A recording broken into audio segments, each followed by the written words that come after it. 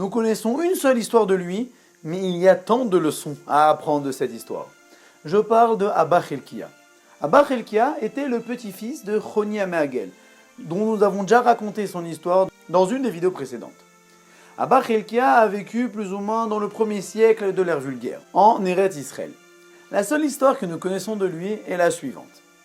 Abba Helkia était connu pour sa piété et sa prière, surtout dans les moments durs où il n'y avait pas de pluie.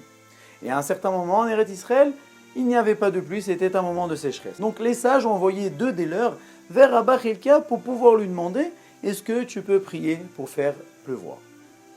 Et donc les 2 sages sont partis en chemin et ont croisé Abba Helkia qui était en train de couper du bois. Donc ils lui ont donné le salut, mais Abba Helkia leur a répondu très brièvement juste salut, mais sans s'épancher dans la discussion et a continué à travailler. À la fin de son travail, il était en train de couper du bois, il a posé sa hache, pris ses morceaux de bois sur une épaule et dans l'autre épaule a mis ses habits de travail et non pas avec les bouts de bois. Ils ont continué à marcher et Abba Helkia marchait pieds nus. Mais lorsqu'il est arrivé à un étang, là, Abba Helkia a mis ses chaussures. Et lorsqu'il est sorti donc de l'étang, a enlevé ses chaussures. Et lors du chemin, ils sont arrivés aussi à un niveau où il y avait énormément de ronces et d'épines. Abba Helkia, à ce moment-là, a soulevé sa tunique, laissant ses mollets se faire piquer par les ronces, se faire égratigner par les ronces. Lorsqu'il arriva enfin chez lui, Abba Helkia s'approcha de chez lui et sa femme l'a accueilli avec des très beaux habits et des très beaux bijoux très bien apprêtés. Et lorsqu'il est rentré chez lui avec les 2 sages, d'abord il a fait rentrer sa femme, après lui et après les 2 sages.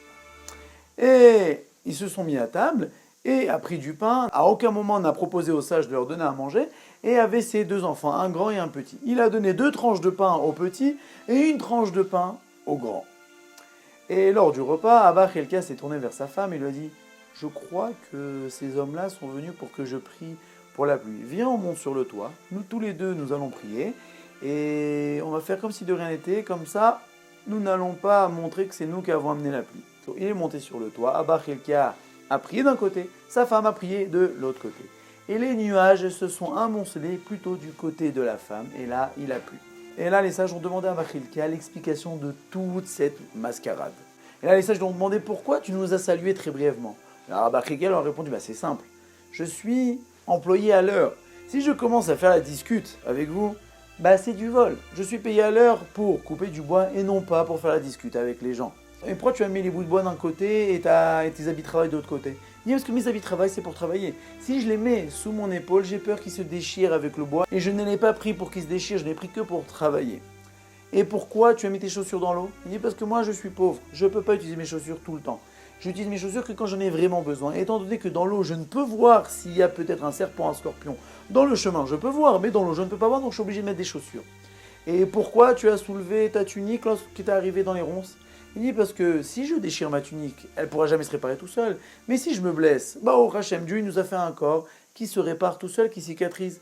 Donc c'est beaucoup moins problématique. Et pourquoi lorsque nous sommes arrivés, ta femme t'a accueilli avec des si beaux habits et des si beaux bijoux? Pour la simple raison que si elle s'apprête pour moi, je ne regarderai pas d'autres femmes. Et pourquoi tu as fait rentrer ta femme et toi et que nous après? Il dit parce que je ne vous connais pas. J'ai pas envie de vous laisser seul avec ma femme, aussi bien dehors que dedans. Donc d'abord ma femme rentre, moi je rentre, comme ça nous restons ensemble. Après, je vous fais rentrer, je ne sais pas qui vous êtes.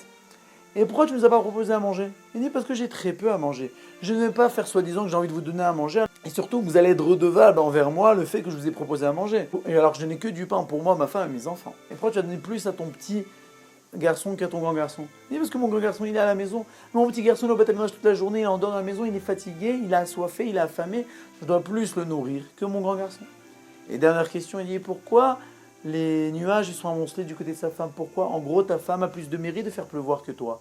Et là, Abba Helkia leur a répondu, c'est simple, c'est grâce au mérite de la charité. Puisque moi, quand un pauvre me demande la charité, je suis dans les champs, je suis en train de travailler, j'ai du mal à lui donner tout de suite. Et encore, même si je lui donne la charité, c'est de l'argent, mais avec cet argent, il faut qu'il s'achète à manger. Alors que quand les pauvres toquent à la porte de ma femme leur donne tout de suite à manger. Et en plus, il leur donne à manger, il leur donne directement. Et donc le profit est immédiat. Et donc cette charité-là, ce mérite-là qu'elle a en plus, ma femme, ça a pu faire tomber la pluie. D'après la transmission, Abba Helkia est enterré à côté de son grand-père dans le nord d'Israël. Et les gens d'Israël, lors des moments de sécheresse ou des moments où la pluie se fait rare, ont l'habitude d'aller prier sur la tombe de aussi bien Choni Améagel, aussi bien de Abba Helkia, son petit-fils, qui tous les deux sont connus pour avoir le mérite de pouvoir amener la pluie.